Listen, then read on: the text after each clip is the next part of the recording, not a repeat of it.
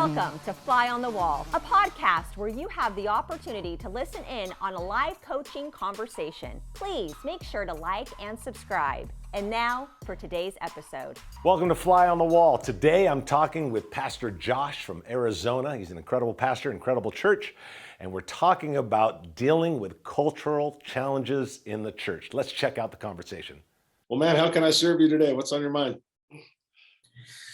You know, one of the things I was thinking about, and I've been trying to process through, is, you know, how as a church, especially like we're in this urban area, and how we deal with these really big cultural moments. I feel like they keep happening like all the time.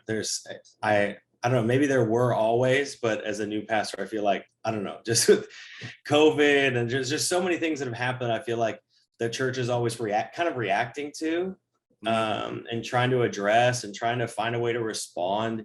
And I've been praying about trying to figure out if there's a way to be proactive for those things. And I know there's so many forms of different media, and like, you know, we're on a call, but I'm like, is there a way other than just doing a sermon or a sermon series anytime something happens culturally that I could try to be proactive or use different media? Like, does the world, you know, like how can I help teach my people beyond just a Sunday morning, if that makes sense? Yeah. And you're talking about more of the big cultural issues that are around us and continuing to get bigger and bigger. That's what you're specifically talking about? Yeah. I mean, there's the general sense of just, I mean, always discipling and teaching, but I'm talking about like these cultural moments, whether it's, you know, any of the big topics that we as a country have been walking through for the past days, weeks, months, years. It feels like lately the kind of formula is, you know, something happens, then churches, you know, respond, right, and kind of like judge each other based off our response, and our people have their response to social media. And I was like, man,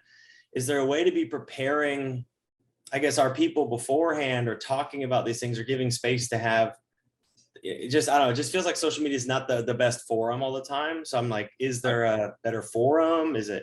I fully agree that social media is not the forum. When's the last time you read a post and thought, that's it, my total worldview has changed because of this guy's post? Like, that's just not going to happen. It is everybody yakking their opinion. You know, it's just a giant whiteboard that everybody gets to write on. Not that I'm against it or anything. It just, I don't think that's the avenue. There's a couple things. It's interesting. I was in on the East Coast just a couple of days ago and having this discussion with a couple of pastors. So it's interesting. We're talking about it. They had a couple interesting thoughts, and I think they're good. One, of course, you have to be so careful that you don't isolate people on a cultural subject or divide people on a cultural subject and then lose your voice on the biggest subject, which is Jesus. So that's really a very, very fine line to walk. The other thing that we talked about, which I think is really important, is being able to say, hey, as a church, there are cultural issues that are going to arise. This is not reactionary. This is actually, you know, I think getting out in front of it. Hey, folks, there's always going to be things that rise up. There's always a new cultural twist. There's always a new cultural thing that we're going to have to deal with, and it ain't going to go away. We have to decide, you have to decide in your family, in your life, what voice will be the final word in all of it. And I just thought, as I was discussing that with a couple of guys on the East Coast, I thought, well, that's a great way of looking at it. What voice will be the final kind of the final word? So you've got the left side, the right side, you got the Republican, the Democrat, you got pro this, not pro that, and I like this and not that, and yay this, and, you know, frown on that. Everybody's got their opinion, but to get out in front of it, it's like, folks, at the end of the day, we have to decide who's going to be the final voice, because every voice is flawed. Every voice on the planet is flawed, except for Jesus. So let his word be the final thing. I don't think that answers the question on how to get it out in media, but I do think it answers the question of how the church will stand when cultural subjects come. We are going to be the church that always looks to Jesus and always uses him as the final voice. One of the other things that came up I thought was pretty interesting was the idea of for children, we want to protect them, but in protecting them, we're also not preparing them. Interesting thought. I want to protect children. I got a granddaughter. You got a couple little kids. I want to protect them. I don't want any. I want to put them in a bubble. I don't want anything to happen to them bad. But yet, on the other hand, I also need to prepare them so that they can stand strong. And when something faces them at age 12 or 14 or 16, it's like, no, that's not how I'm going to live. That's not how I'm going to act. So I do think those are more proactive rather than reactive, to be able to say, we're going to protect and prepare our kids, and we are going to decide at this church that we are going to be decide on one voice. If there's ever a cultural subject that you think, man, that just something happens in the nation that needs to be addressed, I don't know if Sunday mornings it. I think if there needs to be a forum of discussion, it could be a Sunday night. It could be that's just my opinion that hey, if you're in, because here's the thing. Someone gets up in front of a church of 500 and says, we're going to talk about this today because it happened. There might be 350 people in there that could care less. And now we just took a whole service for 350 people that could care less. Hey, instead of, there's a major cultural thing, this certain thing happened in our nation, we want to talk about it as a church. We're going to do that tonight at 6 o'clock. And out of the 500, 100 show up because it's the 100 that actually came. So those are just a few thoughts. I don't know if that's helpful or kind of down that rally, but that's the way I would put the parameters on as a church. Yeah, I like the idea of a separate time. I know, like, there's churches that have done, podcasts discussing things, or they've done like another night service that does discussion. And that's kind of where I'm at, because what I'm noticing, especially in a space with a lot of young professionals, is they're in a constant state of inundation from podcasts and ideas and YouTube and all these things about habit that are discussing things, and they're like in this constant wormhole of more, and they go all over the place. And I feel like traditionally, we have like our small groups, they're more just overall general discipleship as people are learning and growing. Right. We have Sunday mornings, and I feel like a lot of churches gone like to Sunday mornings where we're addressing stuff, but it's not filling that need, I think, culturally, of like people wanting to hear, okay, I guess, how do we walk through these really big things? But at the same time, I'm afraid of it being like that Sunday morning church is like, anytime something happens, it's like, oh, okay, we got to get up and say something.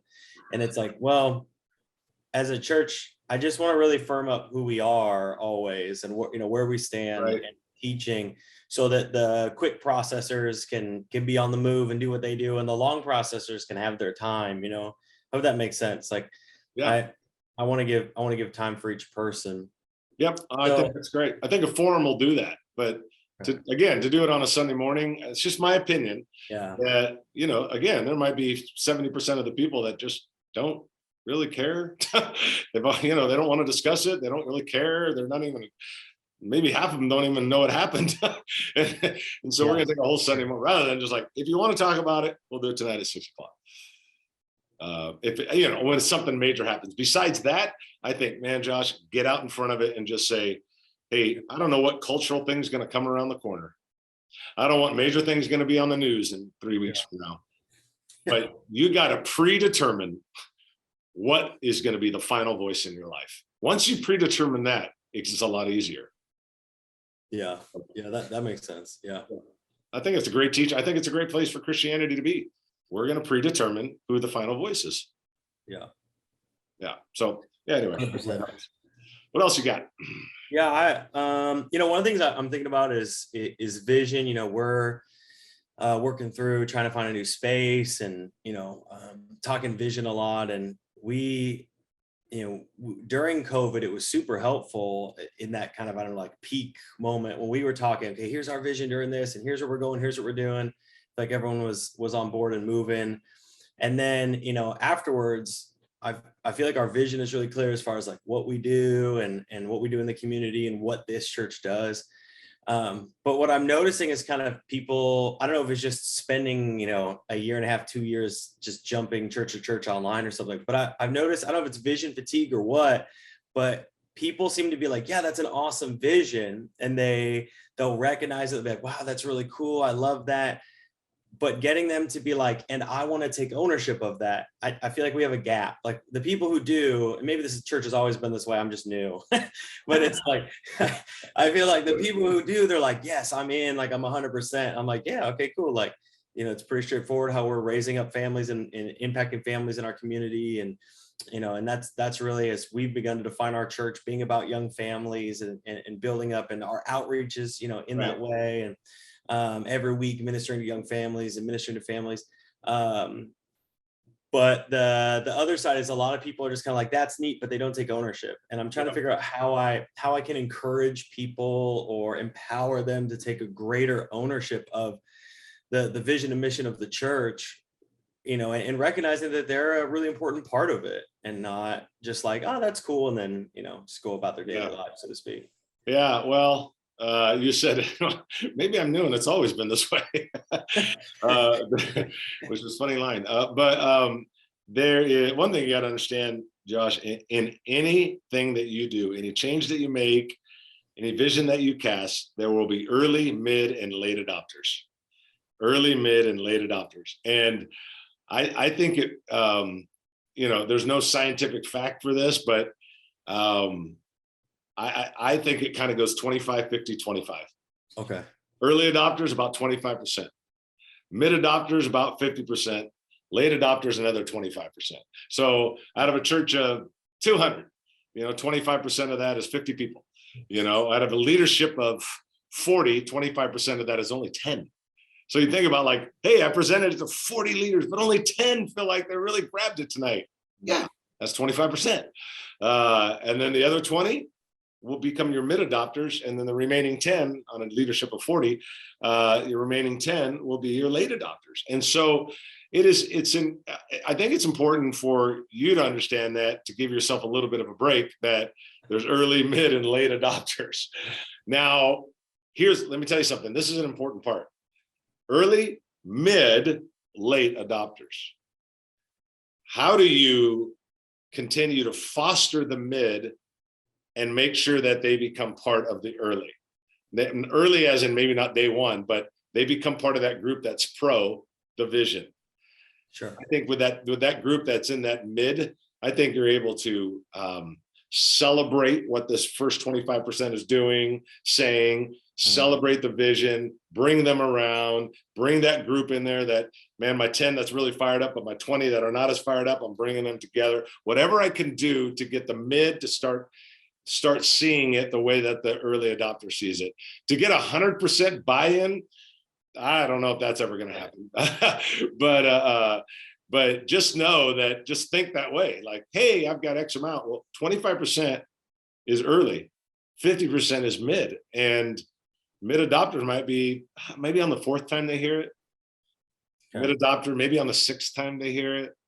Maybe after having a discussion with someone on the third dessert night, whatever it is that you're doing to kind of cast the vision. It's not, you have to understand that they're divided up like that.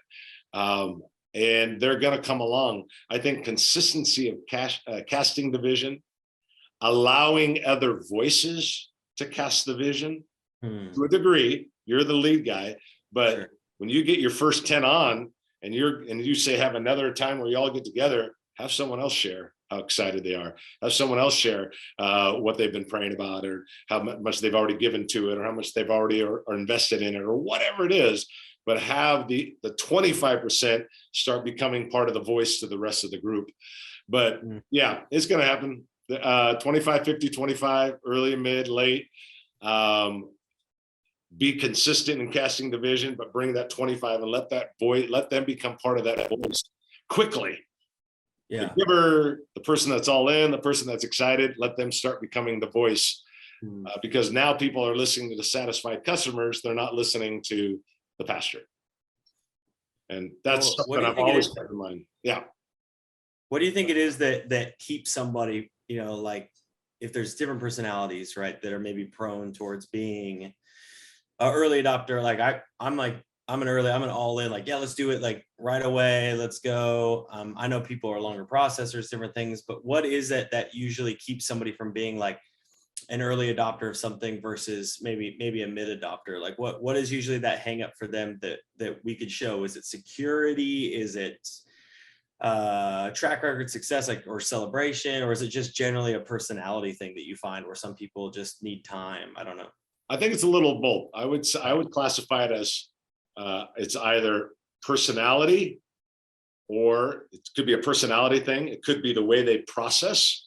And the third one would be, it could be something that has to do with their past. So personality is like, the dude's just analytical. You can't get away from it. He's an engineer. He's got to see everything. It's who he is. There's no way you're going to get around that. That's personality. Process. Some people just process a little bit more. They verbally process. They go home and talk about it with their spouse. They talk about it again 3 nights later while eating dinner. They just kind of sort of process things. They're not analytical or trying to tear it apart. They're just processors. And I think there are a few that are past. You know, if you got someone that had a former lead pastor took advantage of them financially, or something went wrong, or I don't know, whatever. Yeah, there's a trust issue. There's can we really trust them? So, and I think being aware, Josh, that there are some people in the room that are it's personality. You can speak to that. Hey, some of you are analytical. Some of you, wouldn't matter what I did, you would look at it from 400 ways of looking at it, and I'm totally okay with that. Come and talk to me. We can look at it together. Yeah. Processors. Yeah. Some of you, you're processors. You're going to take, you know, some of you make a decision in a day, some take 6 weeks. That's okay. Process it. And if I can help you process it, that's great. And some of you, get it out there, might be hurt from the past. And man, if you want to talk about that, let me know. I personally, if I was casting the vision and I felt like there was some mid and late adopters that needed to come on board, I would definitely address those 3 things: personality, process, and past. And I would keep those 3 things and address them so people feel like, yeah, that's me. And he understands and is willing to talk to me about it. But there's no getting away from mid adopters, but addressing it is important. And you knowing, I understand that your personality processor, past, I'm willing to help walk you through that. And I think you saying that gives the idea and the heart that pastor's really thought this through, and he really understands that it's going to take us a while, and he's okay with that. Yeah. That's good. Yeah, I would address it in that way. Okay. A little formula is the way I would address it. Yeah. Had to start with the letter P, otherwise it's not really a true sermon. Yeah, it doesn't count if it's not all the same letter, right? 10% writing the sermon, 90% is making it rhyme. Then if you can make it rhyme, man, now you're really. That's so funny.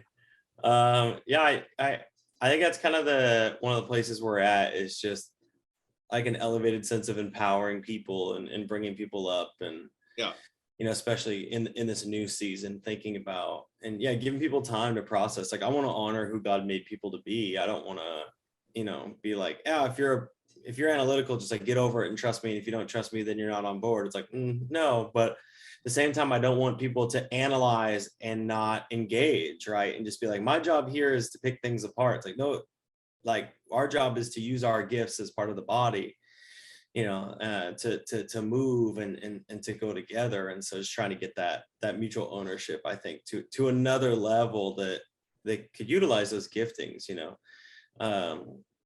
Yeah. Good. Cool. Anything else you got today, man? I have one. Maybe this is quick or not quick, but as I'm thinking leadership and ownership, as I'm thinking those things, one of the ones I've been thinking through is, because we have a lot of young team members and pastors, is trying to really empower them, or think of ways I can empower them to lead up. So they're specifically, they're younger than people on the team, or people in the church, right? So they're maybe even socially, economically, they've just not achieved as much, marriage wise, or different things. And so, I have a 30-year-old guy who's trying to minister to a 50-year-old guy, and obviously there's just some ways in which he's not going to have the experience to speak into certain scenarios, and I understand that, but I want to try to encourage them to lead up into those things. And I don't know if there's ways that you would recommend for some of these young men and women who are pastoring, like how I can equip them or encourage them to lead up lead up to some of these people who are, let's say, further beyond them in different seasons of life or ways of life? Yeah. Well, first, I think it's really important in any church that the lead team, whether that's staff or volunteer staff or whatever level it is, that they learn to lead up. You know this, by nature, it is a lot easier to lead down. Sure. So yeah, I'm 25 and I'm going to gather a bunch of 19-year-olds to be my leadership team, or even maybe it's not even age, but just I'm a 5 on a scale from 1 to 10. So it's way easier for me to go and talk to a 3 on the scale from 1 to 10 when it comes to leadership. Huge mistake. Learning to lead up is difficult, and it takes some work and challenge, but it's necessary. Otherwise, if you're 5 and you're like, I've got my lead team on my children's that are all 3s, and they're going to get 1s in volunteers, and that's going to be a problem. So one, and again, you and I talked about a couple of these things, but one, the clear one is they've got to radically increase their leadership. You and I've talked about 7s don't follow 5s, 3s follow 5s. So you got to radically increase your leadership personally. I think they have to do that. You got to get your team to start operating at another level. Second is they're a 30-year-old to a 50-year-old, like you said, he's never going to be able to lead him in a lot of areas. Like, hey, let's talk about business, or let's talk about all your success. The guy's like owns 9 real estate offices, and he's a 30-year-old part-time youth pastor. It just not going to happen. However, there are things that they need to understand that they can connect on. Okay. They can connect on the spiritual. They can connect on the difference we're making at the church. They can connect on significance. Those are things that they can lead on. They can have most likely have some spiritual conversations. Most likely they can talk about significance. And hey, man, I remember when I was a youth pastor. I was 25. We had a huge youth group, and I had a lot of leaders that are older than me. And I knew, like, one guy that owned a massive business, what am I going to talk to him about? But spiritually, we had great conversations because he never got that at work. Sure. Oh, that's good. Yeah. Yeah, he never got that at work. No one in his life is giving him that except for me at 25 years old, which was hard. But over time, we started having these conversations, and I started gaining equity because of that. Not only that, I just reminded him of all the amazing things we're doing to change lives, and you're a part of that. He is massively focused on success, really not focused on significance. And if you can start teaching him that. So I think it's one, I think young leaders got to grow, but 2, they need to see where they gain equity. They gain equity by having spiritual conversations and by showing significance. That's where they have a voice that probably nobody else has in their life. That's awesome. Yeah. And I think if they can do that, and they can change the lens a little bit, change their filter a little bit, and realize you're never going to keep up with this guy in business, and he's got 400 degrees, but you don't need to. Yeah, like he's got kids as old as you. Exactly. But maybe he's successful in business, but like I said, spiritual conversations and significance over success is where they can have conversations and where they can gain leadership equity. Okay. Yeah. So that's great. Cool. I hope that helps, man. Yeah, that's super helpful. Thank you, man. Yeah. Anything else? Or are we good? Yeah, we're good, man. Those are my 3. Gives me a lot to process. Oh, that's awesome. Good, well, man. Good. Hey, always great talking with you. Love coaching you. Love hanging out with you and being a part of your amazing church there in Arizona. And have a good time on vacation, bro, in Mexico. Yeah, thank you, man. I appreciate it. Okay, buddy. We'll see you, man. Have a good day. Thanks for stopping by today. We hope you enjoyed it. Don't forget to like, subscribe, and to be on the lookout for more podcasts from Fly on the Wall. See you next time.